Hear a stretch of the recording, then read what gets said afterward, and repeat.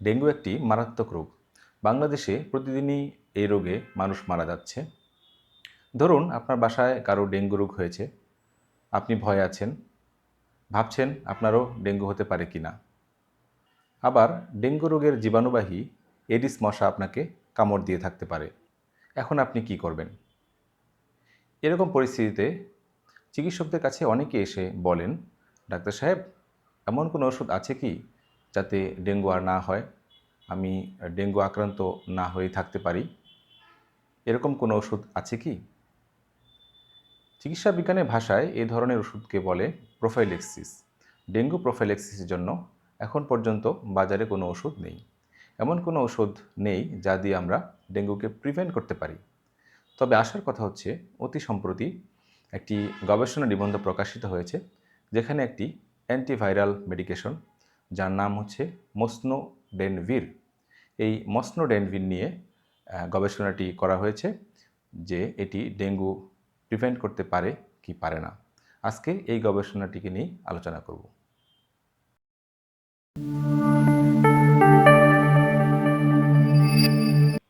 ক্লিনিশিয়ানস ব্রিফে স্বাগতম। সম্মানিত চিকিৎসক এবং চিকিৎসা বিজ্ঞানের শিক্ষার্থীবৃন্দ, ডেঙ্গু প্রোফাইলেক্সিস নিয়ে এই গবেষণাটি প্রকাশিত হয়েছে নিউ ইংল্যান্ড জার্নাল অফ মেডিসিনে, ভলিউম 393 এবং ইস্যু নাম্বার 21 বা 21-এ, এবং এটি প্রথম প্রকাশিত হয় 7ই নভেম্বর 2025 সালে।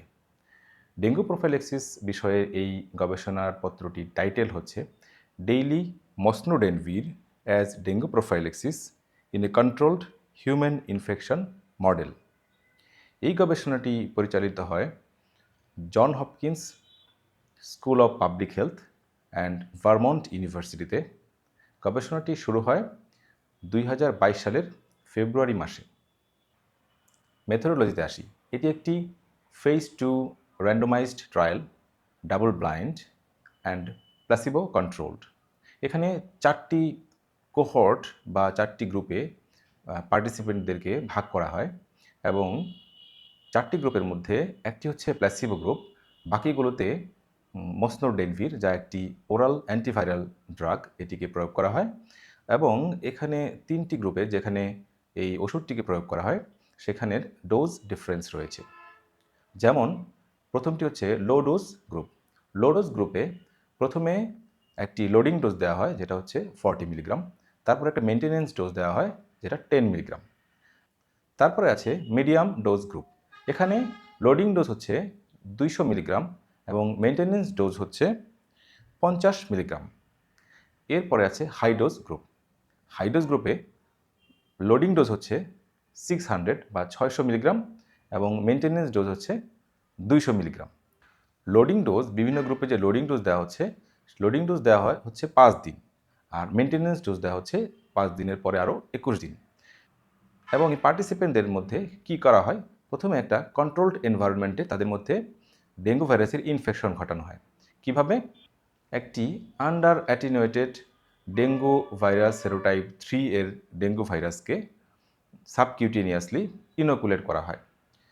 5 দিন লোডিং ডোজ দেওয়ার পরে যেদিন প্রথমে মেনটেনেন্স ডোজ শুরু করা হয় সেই দিন ভাইরাস দিয়ে ইনোকুলেশন বা ইনফেকশন ঘটানো হয় পার্টিসিপেন্টদের মধ্যে। মনে রাখতে হবে যে এটি একটি controlled infection.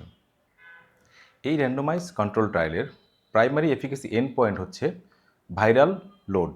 That means dengue virus serotype 3 এর আরএনএ লোড একদিন থেকে শুরু করে 29তম দিন পর্যন্ত ভাইরাল লোডটা কেমন থাকে, ভাইরাল লোড কি বাড়ে নাকি ভাইরাল লোড কমে, সেটা দেখাটাই হচ্ছে প্রাইমারি এফিকেসি এন্ড পয়েন্ট। এছাড়াও দেখা হয় যে কতজন পেশেন্টের ক্লিনিক্যাল ইনফেকশন, তার মানে হচ্ছে ইনফেকশনের সাইন সিমটম দেখা গিয়েছে। এছাড়াও যেহেতু এটি একটি ফেজ 2 ট্রায়াল, এখানে দেখা হয় যে ওষুধের safety, pharmacokinetic features, adverse event এবং অন্য কোনো স্পেশাল ফিচার্স যেটা গবেষণার সময় উঠে আসতে পারে, এগুলোকে তীক্ষ্ণভাবে পর্যবেক্ষণ করা হয়। একটি বিষয় মনে রাখতে হবে যে এটি ফেজ 2 ট্রায়াল, কাজে এখানে কিন্তু স্যাম্পল সাইজ প্রত্যেকটি গ্রুপে আসলে কম, কারণ এখানে হেলদি পার্টিসিপেন্টদেরকে একটি কন্ট্রোলড ইনফেকশনের মাধ্যমে ইনফেক্টেড করে তাদের মধ্যে গবেষণা চালানো হয়। কাজেই স্যাম্পল সাইজ এখানে বেশি হলে ঝুঁকি বেশি থাকে। গবেষণাটির ফলাফল বিশ্লেষণ করে দেখা যায় যে যেই কোহর্টে হাই ডোজ মসনুডেনভির বা অ্যান্টিভাইরাল ওষুধটি পেয়েছে সেই গ্রুপে ভাইরাল লোড সিগনিফিক্যান্টলি কম ছিল অন্যান্য গ্রুপ থেকে এবং প্ল্যাসিবো থেকে। Significantly viral load, RNA load অনেক কম ছিল।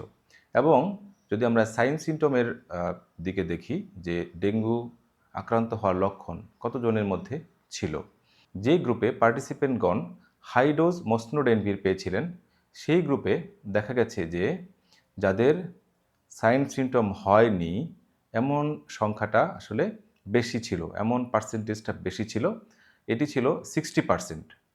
মিডিয়াম ডোজ গ্রুপে যাদের সাইন সিমটম হয়নি বা ক্লিনিক্যাল ডেঙ্গু হয়নি তাদের পার্সেন্টেজ ছিল 17%। এবং লো ডোজ এবং প্ল্যাসিবো গ্রুপে আসলে সবারই সাইন সিমটম হয়েছিল, কাজে সাইন সিমটম হয়নি এরকম পার্সেন্টেজ হচ্ছে 0%।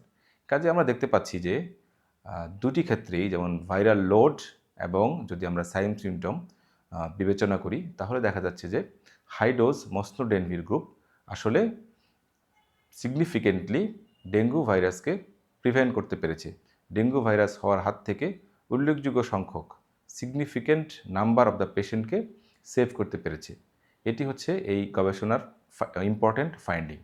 এছাড়াও দেখা গেছে যে ডেঙ্গু ভাইরাস ইনফেকশনের জন্য যে এই মসনুডেনভির ব্যবহার করা হয়েছে তার থেকে অ্যাডভার্স ইভেন্ট যা হয়েছে সেগুলো আসলে খুব কমন, যে অ্যাডভার্স ইভেন্টগুলো হেডেক, র্যাশ, নরসিয়া এ সমস্ত অ্যাডভার্স ইভেন্ট হয়েছে যেগুলো আসলে খুব কমন, আসলে তেমন সিরিয়াস নয়।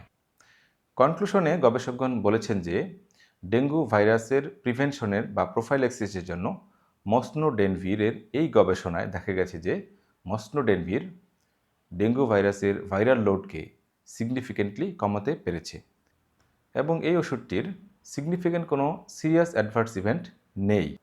তাহলে এই গবেষণা থেকে আমরা দেখতে পাচ্ছি যে অচিরেই হয়তো আরেকটি ট্রায়াল হবে, বড় মাপের ট্রায়াল, ফেজ 3 ট্রায়াল। সেখান থেকে আমরা দেখতে পাবো যে লার্জ স্কেলে এর এই ওষুধটি যেমন মসনুডেনভির এর সেফটি এবং এফিকেসি কেমন হয়, এবং যদি প্রমাণিত হয় যে এটি লার্জ স্কেলে অনেক বড় পপুলেশনের মধ্যে গবেষণা করে দেখা যায় যে মসনুডেনভির সিগনিফিকেন্টলি ডেঙ্গু রোগের প্রাদুর্ভাব থেকে, ডেঙ্গু রোগের সাইন সিমটম থেকে মানুষকে সেভ করতে পারে, তাহলে অদূর ভবিষ্যতে হয়তো আমরা একটি চমৎকার ঔষধ মুখে খাওয়ার অ্যান্টিভাইরাল মেডিকেশন পেয়ে যাব, যা আমাদের মতো দেশের লক্ষ লক্ষ মানুষকে ডেঙ্গু থেকে বাঁচাতে পারবে। তো সেই আশায় আমরা থাকি। আজকের ক্লিনিশিয়ান ব্রিফ শোনার জন্য সবাইকে ধন্যবাদ।